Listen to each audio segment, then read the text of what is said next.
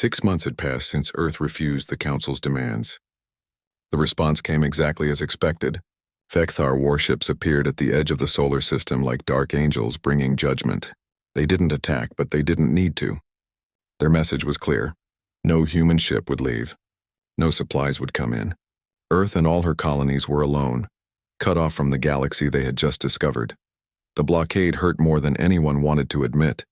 Human colonies beyond the solar system were suddenly isolated, unable to receive supplies from Earth. Trade with alien species stopped completely. Even simple communication became difficult as the Council jammed most frequencies. Earth had gone from reaching toward the stars to being trapped in a cage of their own making. But the Council made a mistake. They thought humans would react like every other species they had conquered. They expected Earth to grow desperate, to see the futility of resistance and to eventually accept their place in the galactic order. The Council had broken hundreds of species this way over 3,000 years. It had always worked before. They didn't understand human stubbornness. Commander Jake Morrison had been recalled to Earth after the blockade began, but he wasn't idle. In a secret facility buried deep beneath the Mojave Desert, he met with people who would change everything. The facility was hidden from satellites and protected by every security measure Earth could devise. Down in those underground chambers, a very different kind of war was being planned. Kelly Sanders was the first person Jake met in the facility. She was a short woman with dark skin and eyes that seemed to laugh at the world, even in the most serious moments. Kelly had been a smuggler before the blockade, running illegal goods between Earth and the outer colonies.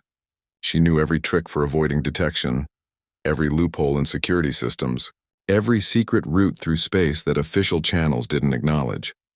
The Council thinks their blockade is perfect, Kelly said, spreading a star chart across the table. But space is big and there are always gaps. I've spent 15 years finding those gaps. Now I just need ships that can use them. Dr. Ron Blake provided those ships, or at least the designs for them. Ron was thin and nervous, always fidgeting with his glasses or tapping his fingers on the table. But when he talked about physics and engineering, his nervous energy transformed into focused brilliance. He had spent the last 6 months designing something that shouldn't be possible, a ship the Council couldn't detect. "We call them ghosts," Ron said, activating a holographic projection of his design. The ship was smaller than standard human vessels, with strange angles and surfaces that seemed to absorb light rather than reflect it. The hull is coated with a Torvan stealth composite. The engines produce almost no quantum signature. To Council sensors, these ships will look like background radiation, like cosmic dust. They'll be invisible. Jake studied the design carefully. "How did you get Torvan technology?" "They're part of the Council. That's where I come in," said a new voice. Agent Nina Torres stepped out of the shadows at the edge of the room.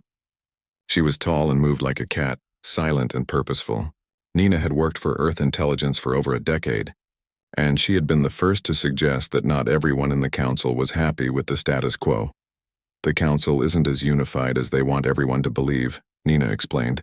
She pulled up files on her tablet, showing communication logs and intelligence reports. 3 species in particular have problems with how things work. The Torvan, the Shi, and the Quellan were all conquered by the Council centuries ago. They were given the same Category 4 status that Earth was offered. They resented it then, and they resent it now. "So they'll help us?" Jake asked, though he kept his tone skeptical. Trusting aliens seemed dangerous when aliens had just blockaded Earth. "Some of them will," Nina said. "Not openly. They can't afford to oppose the Council directly. But quietly, in ways that can't be traced back to them. Yes, they've been waiting for someone to stand up to the Council for a long time. We're that someone." Over the next 6 months, a fleet of ghost ships was built in secret locations across the solar system. Construction facilities on Earth's moon worked around the clock. Hidden factories in the asteroid belt assembled components. Even Mars Base, despite being under Council surveillance, managed to contribute parts through carefully disguised operations. Every human colony and outpost contributed what they could to the project. Jake took command of the first completed ghost ship, named the Silent Dawn. Amy Peterson joined him as second in command, along with a crew of 15 specialists chosen for their skills and their willingness to take impossible risks. Their mission was simple in concept but dangerous in execution. Reach the human colony of New Hope, 2 star systems away, and establish the first link in what would become the underground network. The journey took 3 weeks of careful flying. Kelly Sanders had mapped out a route that avoided all known Council patrol patterns, using asteroid fields and gravitational anomalies to mask their passage.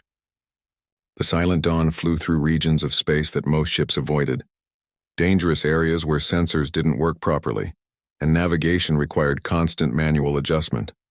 Several times they detected Council ships nearby.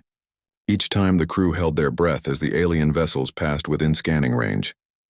Each time the ghost ship's stealth technology held. The Council sensors swept past them, detecting nothing but empty space. Ron's design worked perfectly. New Hope was a colony of 8,000 people on a planet called Haven.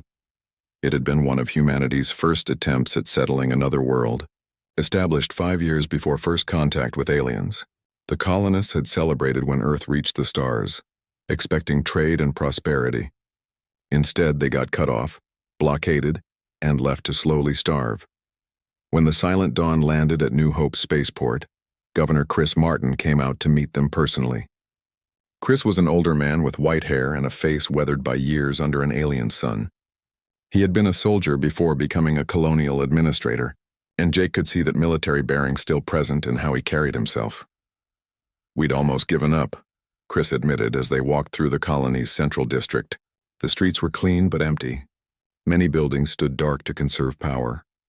People moved slowly, conserving energy. "The Council took most of our supplies 6 months ago. Said they were contraband, though they were just food and medicine. We've been rationing ever since. Another 3 months and we'll start losing people to starvation." Jake and his crew brought food from Earth, enough to feed New Hope for several months. But more importantly, they brought information, technology, and hope. They brought news that Earth hadn't surrendered, that resistance was growing, and that New Hope wasn't alone. Over the next 2 weeks, Jake met with other colonists who had skills the underground network would need. Farmers who knew how to grow food in alien soil, engineers who could repair ships with limited resources, doctors who had learned to treat injuries without proper medical equipment, teachers who kept children educated despite lacking books and computers. All of them were people who knew how to survive when times were hard. Kelly Sanders arrived in a second ghost ship a week later, bringing more supplies and specialists. Among them was a Torvin named Vec, one of Nina's alien contacts. Vec was tall and blue-skinned, with large black eyes that seemed to see everything. He moved carefully, always aware that being discovered helping humans would mean death for him and his family. "My people remember what it was like when the Council came to our world," Vec told Jake during a private meeting. "They gave us the same speech they gave you. Submit or be destroyed. We chose submission, and we've regretted it for 800 years. When we heard that humans said no, that you chose to fight instead of surrender, many of us wanted to help." "Why?" Jake asked. "Why risk everything for a species you barely know?" Vec's expression was hard to read, but his voice carried deep emotion. "Because someone has to. Because the Council has ruled through fear for too long. Because maybe, just maybe, if humans can stand up to them, others will find the courage to do the same." More ghost ships were built. More colonies were contacted. More allies were recruited, both human and alien. Within a year of the blockade beginning, the underground network connected 20 human settlements and included sympathizers from 5 different alien species. Supplies flowed through secret channels. Information was shared through encrypted communications. Weapons and technology were smuggled past Council checkpoints. The galaxy began to change in small ways that most people didn't notice. A Torvin ship captain would look the other way when sensors detected something unusual. A she merchant would sell supplies to humans at secret meeting points. A Quellan information broker would share intelligence about Council ship movements. None of these actions were dramatic or obvious, but together they formed a web of resistance that the Council couldn't see or stop. Jake stood on the bridge of the Silent Dawn, looking at a map of the underground network. Red lines connected human colonies. Blue lines showed alien sympathizers. Green dots marked supply caches and safe meeting points. What had started as one ship and a desperate plan had grown into something larger, something that might actually have a chance. The galaxy changed after Freedom Point. The change was subtle at first, like cracks spreading through ice before it breaks. For 3,000 years, the Council had maintained power through fear and the belief that resistance was impossible. Freedom Point shattered that belief. If humans could stand against the Council and survive, Maybe others could too. 6 weeks after the standoff, Ambassador Kate Sullivan arrived at a secret meeting location in the Outer Rim. Kate was in her 40s, with black hair starting to show gray, and eyes that had seen too many diplomatic failures. Before Freedom Point, she had been trying to negotiate with the Council, searching for some compromise that would give humanity its freedom without bloodshed. Now she had a different mission. The meeting took place on an abandoned space station that had once belonged to a species long forgotten. The station's old reactors still functioned, providing life support and gravity, but most of its corridors were dark and empty. It was the perfect place for a gathering that the Council could never discover. Kate walked into the main meeting chamber to find she wasn't alone. Representatives from a dozen species sat around a circular table, all of them looking nervous. These were beings who had lived their entire lives under Council rule. Coming to this meeting was an act of treason that could get them and their families executed. Commander Vec of the Torvin was there, his blue skin looking almost purple in the dim lighting. He had been one of Nina Torres's first contacts, and had helped supply the stealth technology for the ghost ships. Beside him sat Elder Shasa of the Shi, an ancient being whose gray skin was marked with scars from decades of hard labor in Council mines. Representative Quinn of the Quellan occupied a seat across from them, her insect-like features unreadable but her body language tense. There were others too. A Morthian delegate whose people had been forbidden to leave their homeworld for 200 years. A Vex representative from a species forced to surrender their most advanced technology centuries ago. A Krell whose world had been strip-mined for resources by Council-approved corporations. All of them had grievances. All of them had suffered. And all of them had been too afraid to speak up until humans showed them it was possible. "Welcome," Kate said, taking her seat at the table. "I know the risk you all took coming here. Earth is grateful for your courage." "We're not courageous," Vec replied, his voice bitter. "We're desperate. My people have lived under Council restrictions for 800 years. We've watched our civilization stagnate, our potential wasted, all because we were born too late. We came to space travel after the Council was already established. So we must accept their rules forever. It's not right." "It's never been right." Elder Shasa spoke next, her voice raspy with age. "The Shi were conquered 300 years ago. The Council said we were too aggressive, too warlike. They took our weapons and our ships. They scattered our people across different worlds so we couldn't organize resistance. They've spent centuries trying to break our spirit. When we heard that humans refused to be broken, many of us wept. We thought we were alone in our suffering." Quinn's mandibles clicked together in what might have been laughter or despair. "The Quellan story is simpler. We had resources the Council wanted. Rich mineral deposits, rare elements needed for their technology. So they wrote laws that gave them legal rights to exploit our world while paying us almost nothing. They call it trade. We call it theft. But what can we do? They have the ships and weapons. We have nothing." Kate listened to each story, her heart growing heavier with every tale of exploitation and oppression. She had known the Council was corrupt, but hearing the details from those who suffered most was different. These weren't just political abstractions. These were real beings whose lives had been ruined by an unjust system. "The question before us," Kate said after everyone had spoken, "is what we do about it. Are we just trying to escape the Council's restrictions for ourselves? Or are we trying to change the entire system?" "The system is 3,000 years old," Vec said. "It was built by the first 5 species to reach the stars. They decided they would control who came after them, who got power and who didn't. Every law, every protocol exists to keep things exactly as they are. How do you fight something that old and that established?" Dr. Ron Blake, who had accompanied Kate as a technical advisor, activated a holographic display in the center of the table. It showed a map of Council space with dozens of systems highlighted in different colors. "This is what we've learned from 2 years of running the underground network," Ron explained. 42 species are currently under some form of restriction. 19 have been classified as Category 4 or lower, just like the Council tried to do to Earth. 8 have been forcibly relocated from their homeworlds for what the Council calls strategic considerations. Every single one of these species is watching what happens next. Kate stood up and walked around the table, making eye contact with each representative. "Here's what I think. We're not going to win by fighting the Council's fleets. We can't match their military power, but we can win by showing the galaxy that their system is unjust. We can win by standing together and refusing to accept things as they are. Easy for humans to say. The Morthian delegate spoke up for the first time. You've been part of this galaxy for 2 years. Some of us have been suffering for centuries. Where were you when my grandparents were locked on their homeworld? Where were you when Elder Shassa's people were conquered? You're right, Kate admitted. We weren't here. But we're here now. And we're offering something that no one else has. A chance to change things. Not promises, not hopes, but a real opportunity to stand against the Council and win. How? Quinn asked. What's your plan? Kate smiled grimly. We build a coalition. Every oppressed species. Every subjugated people, everyone who's tired of living under someone else's boot. We organize. We coordinate. We support each other. And when we're ready, we make demands the Council can't ignore. Back on Earth, President Helen Carter faced a very different conversation. The Council had sent a new message, this time offering negotiations. They would lift the blockade, they said. They would give humanity Category 3 status instead of Category 4, which meant fewer restrictions and more freedoms. They would even allow limited expansion beyond the solar system. All Earth had to do was one simple thing: dismantle the underground network and convince the coalition forming around humanity to disperse. Helen's cabinet debated the offer for hours. The arguments were intense and emotional.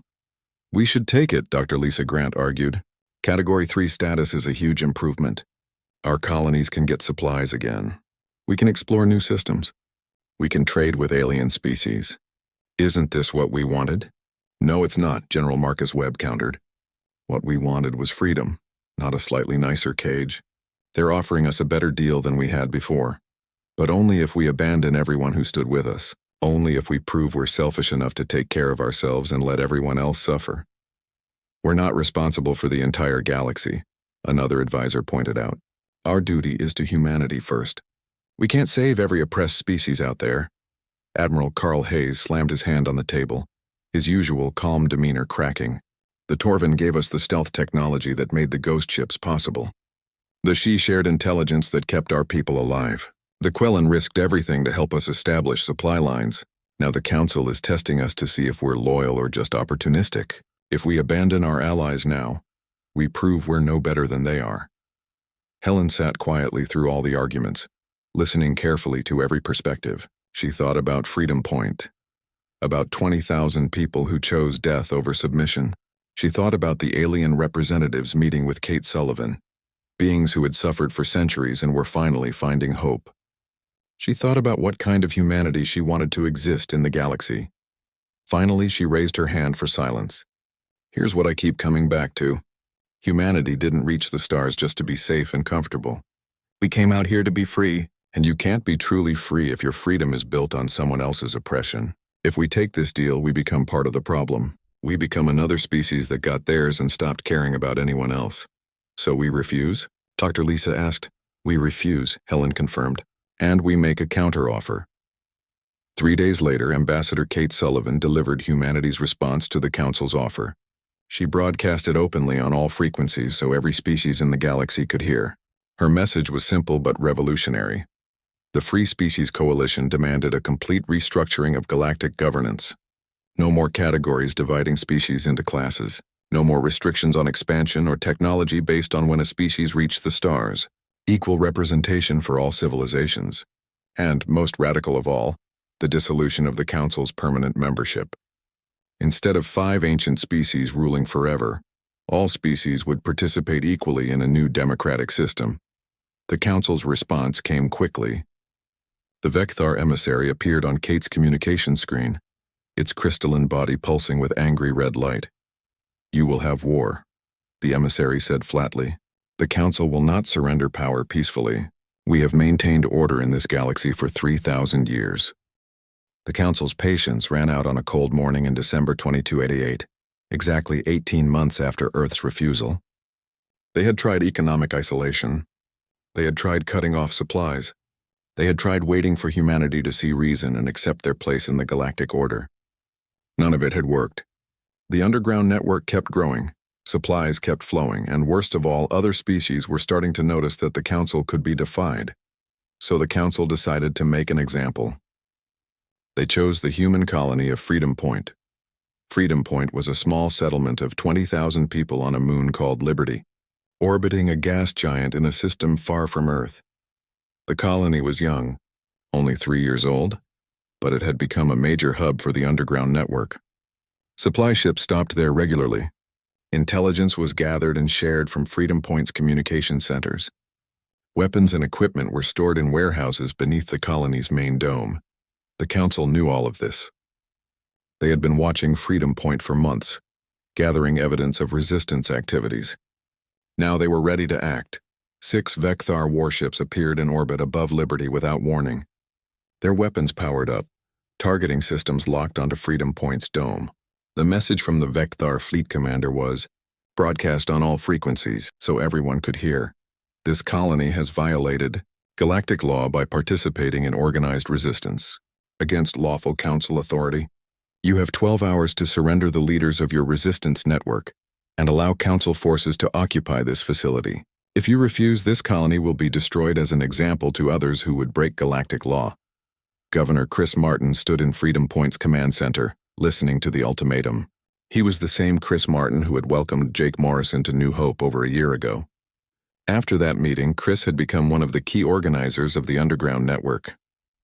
He had coordinated supply runs, shared intelligence, and helped train other colonies in resistance tactics. Now the Council wanted to make him pay for those choices. Chris could have surrendered. He could have turned himself and the other network leaders over to the Council, hoping that would save the 20,000 civilians in Freedom Point. Many governors would have made that choice. But Chris had been a soldier before he was a politician. He knew how bullies worked. Once you started giving them what they wanted, they never stopped demanding more. Instead, Chris sent a message through the underground network's secure channels. The message was simple, but powerful.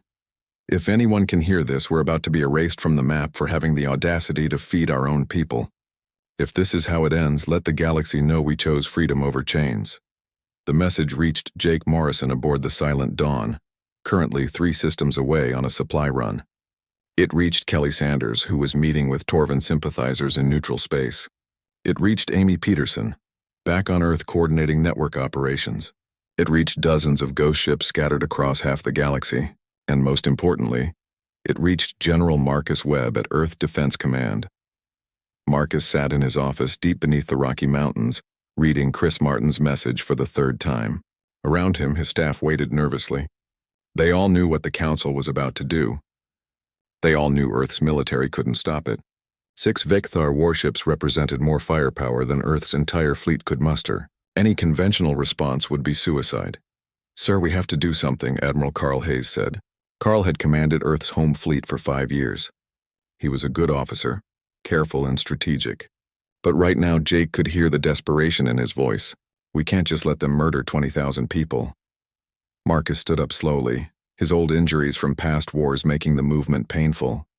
He walked to the window that looked out over the command center's main floor. Dozens of officers worked at their stations, coordinating Earth's defense. Beyond them, on a massive screen, a tactical display showed Earth's fleet positions and the location of Freedom Point, impossibly far away. "No, we can't," Marcus agreed. He turned to face his staff. "Send orders to every ship we have. I want the entire fleet at Freedom Point in 6 hours." "Sir, that's impossible," Admiral Carl protested. "It would take days to get even half our ships there. And even if we could, what good would it do? We'd be sacrificing our entire fleet for nothing.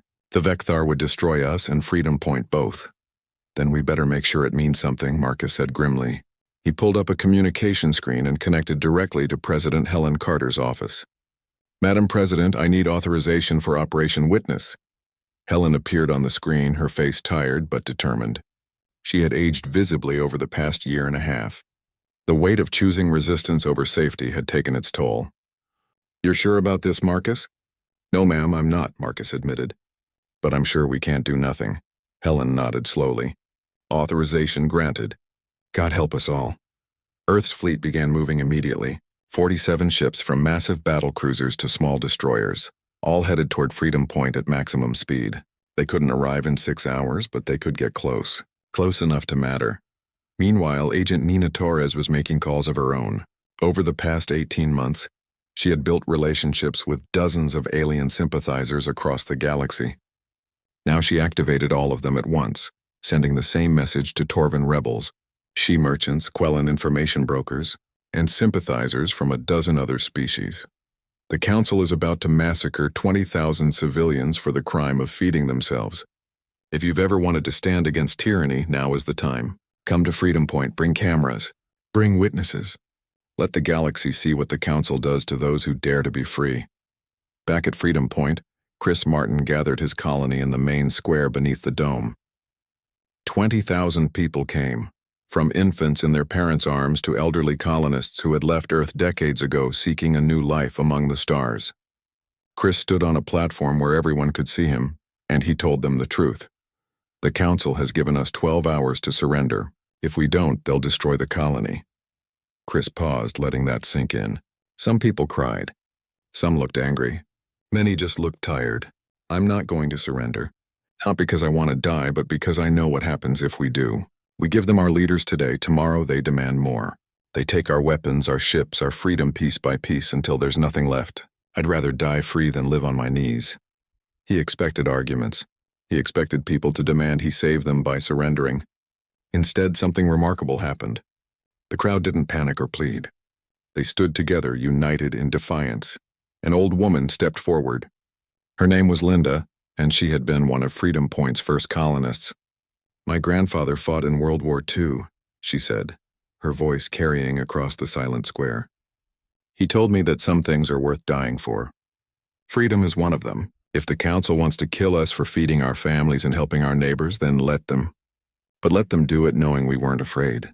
Others spoke up, sharing similar sentiments. Parents held their children close, not to shield them from the truth, but to teach them one final lesson about courage. Teachers gathered their students. Doctors prepared their medical facilities, knowing there would likely be no wounded, only survivors or none at all. The entire colony prepared to face death with dignity.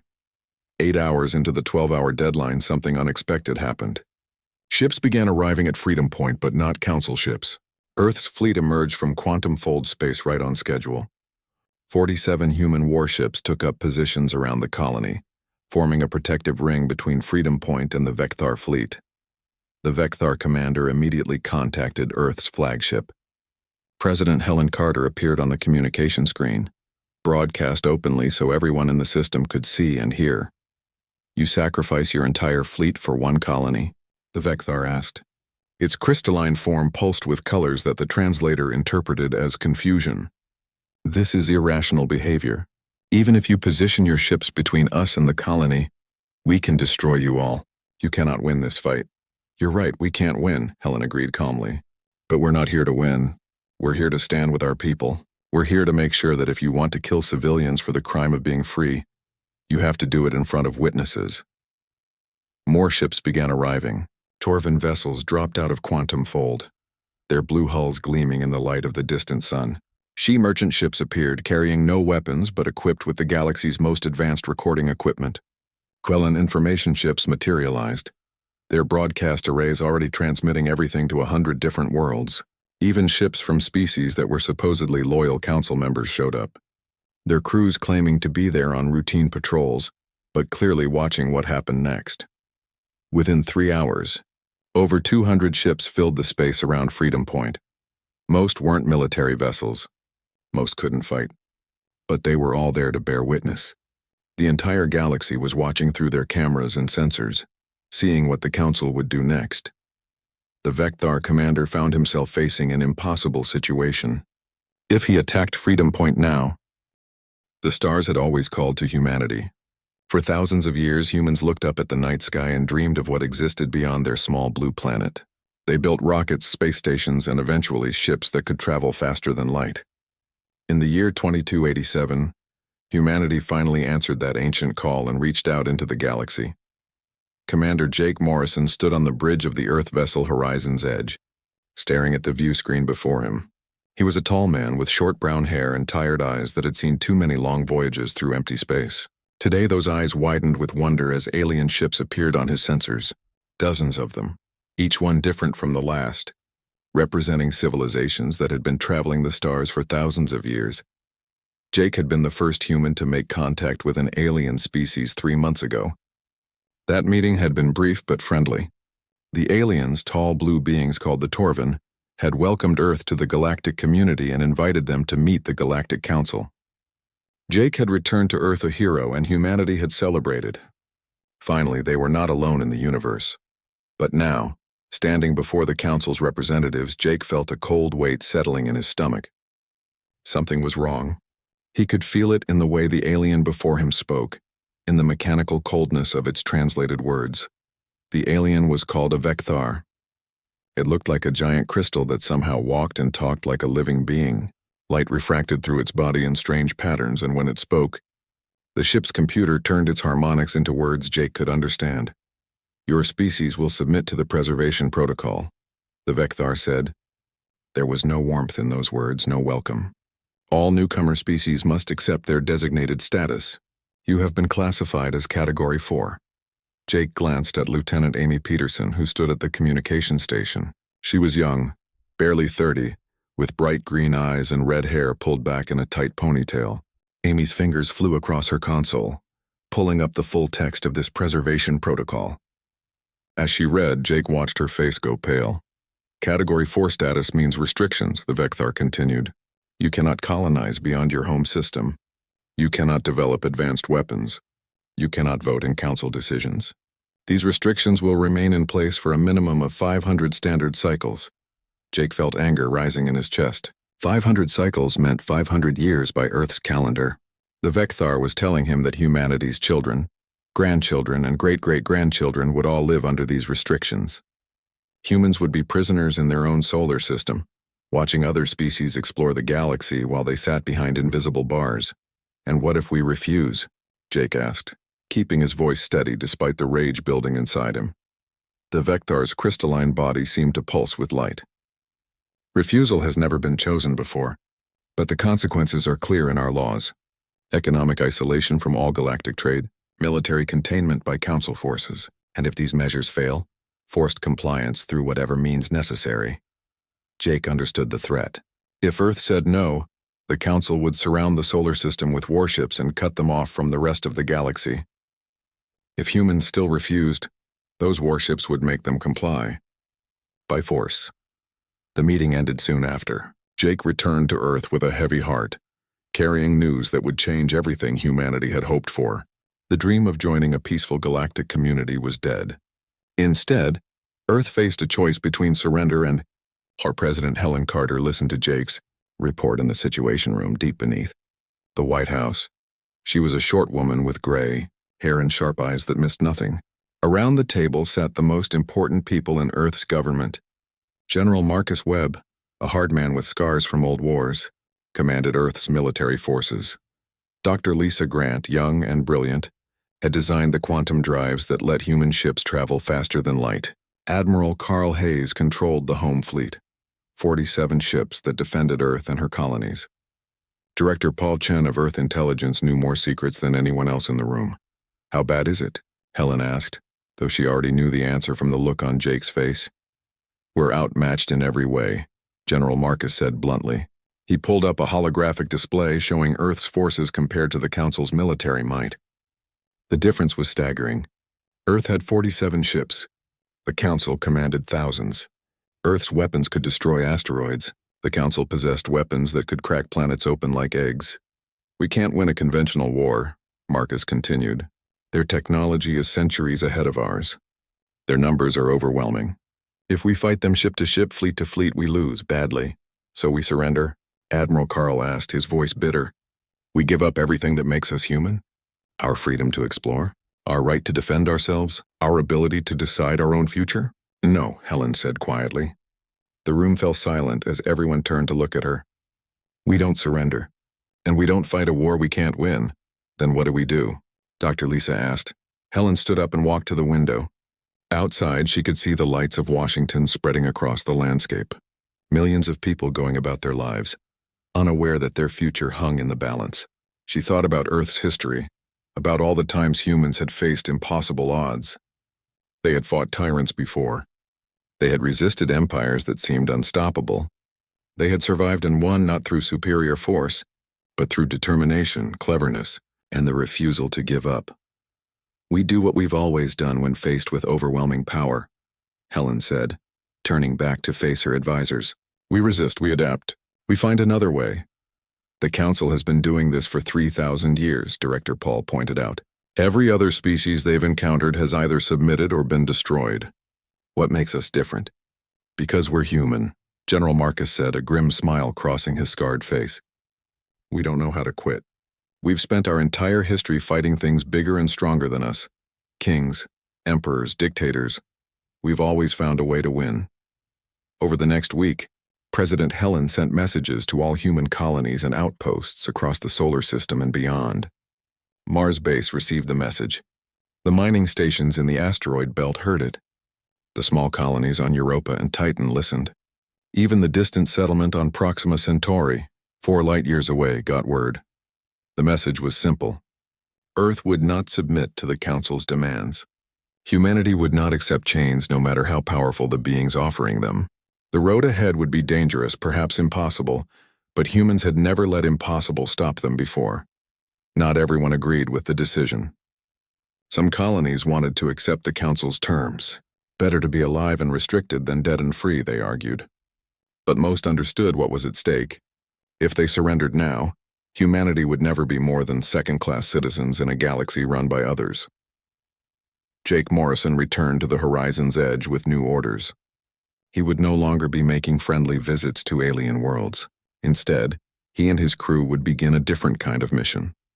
They would find allies among the stars, learn the Council's weaknesses, and build a network of resistance that could challenge 3,000 years of tyranny. As his ship prepared to leave Earth orbit, Jake looked back at the blue planet hanging in the darkness. Somewhere down there, his sister was raising 2 children who would grow up in whatever world he helped create.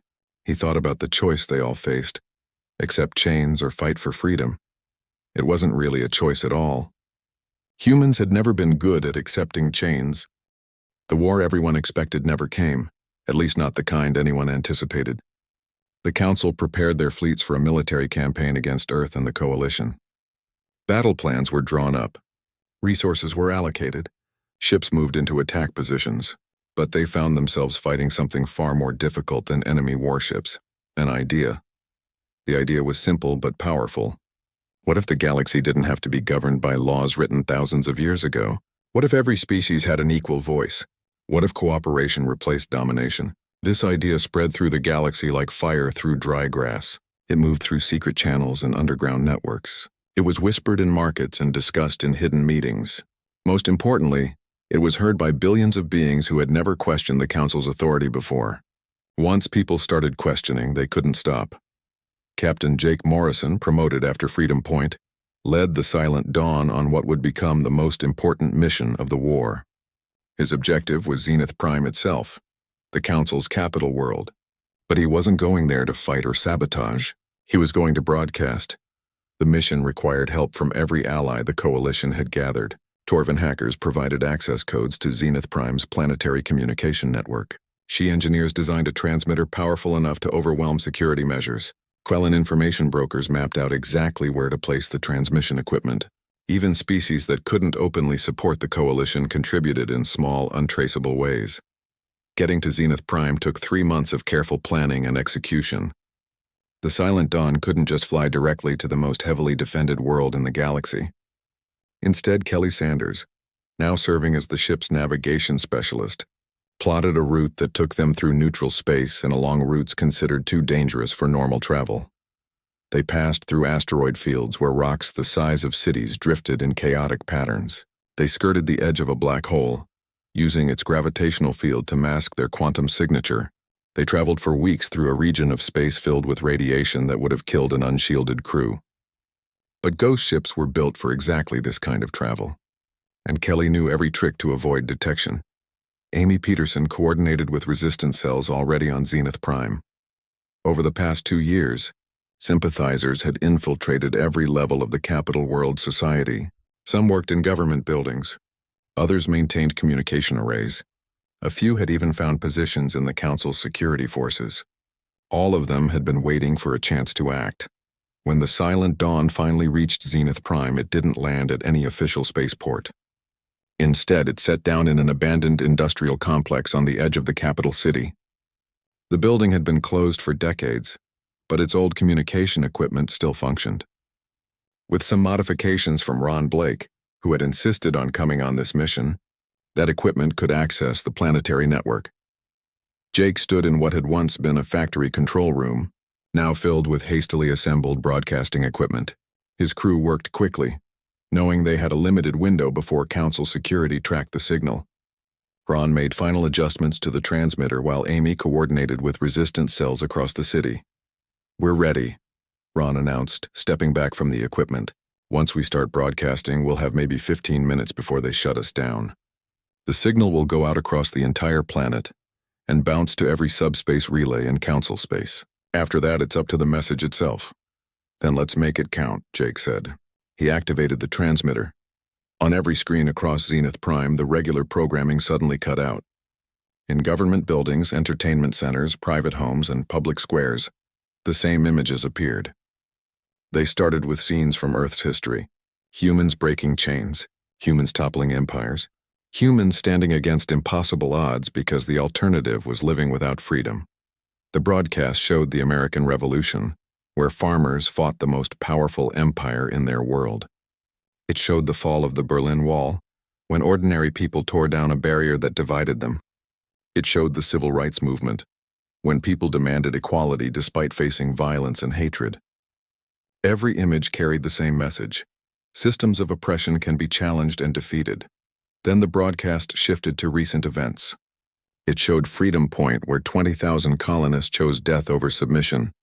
It showed the standoff with Earth's fleet positioned between civilians and destruction. Most powerfully, it showed the Vecthar fleet withdrawing, proving the Council could be made to back down. Finally, Ambassador Kate Sullivan appeared on the screen. She spoke directly to every being watching, her voice calm but passionate. "For 3,000 years, you've been told this is how things must be. The powerful rule. The weak obey, and questioning the system is pointless. The Council claims their authority is absolute, their rule necessary, their laws unchangeable. But we're here to tell you something important. It's all a lie." Kate's image was replaced by data. Statistics showing how resources flowed from subjugated worlds to Council members. Records of species forcibly relocated or restricted without cause. Evidence of corruption, exploitation, and injustice going back centuries. Information that had been carefully hidden was now displayed for everyone to see. The Council maintains power not through justice or wisdom, but through fear and the belief that resistance is impossible, Kate continued. They want you to think you're alone, that no one else questions their authority, that change is a fantasy. But you're not alone. Dozens of species stand together now, demanding something better. We're demanding freedom. We're demanding equality. We're demanding a voice in our own future. The broadcast showed the coalition, ships from 20 different species flying in formation, representatives from 40 civilizations standing together. Proof that resistance was not only possible but happening. "We don't claim to have all the answers," Kate said. "We don't promise a perfect system to replace the Council. But we promise something more important: the chance to build that system together. Not as rulers and subjects, but as equals. Not based on who reached the stars first, but on the principle that every sapient being deserves freedom and respect." The final image showed a simple choice. On one side, the Council's symbol, representing 3,000 years of rule by the powerful over the powerless. On the other side, a new symbol, a circle of stars, each one different but all connected, representing the coalition and its vision of equality. "The choice is yours," Kate finished. "You can accept things as they've always been, or you can help us build something better. It won't be easy. The powerful never surrender without a fight, but we've proven it's possible. If humans can stand against the Council and survive, if dozens of species can unite for change, then anything is possible. Join us. Help us create a galaxy where freedom isn't determined by when you evolved or how strong your military is, but recognized as the right of all beings." The broadcast ended. For 12 minutes, the entire capital of the Council's empire had heard a message of resistance and hope. Within hours, that message spread across the galaxy through thousands of copied recordings. Council security forces stormed the abandoned factory minutes after the broadcast ended. They found the equipment but not the crew. Jake and his team had escaped through tunnels prepared by resistance members, making their way to the Silent Dawn, and leaving Zenith Prime before anyone could stop them. But the damage was done. The broadcast couldn't be unseen or unheard. The Council's carefully maintained image of unity and justice cracked wide open. What happened next surprised everyone, including the Coalition. The Council didn't launch a massive military response.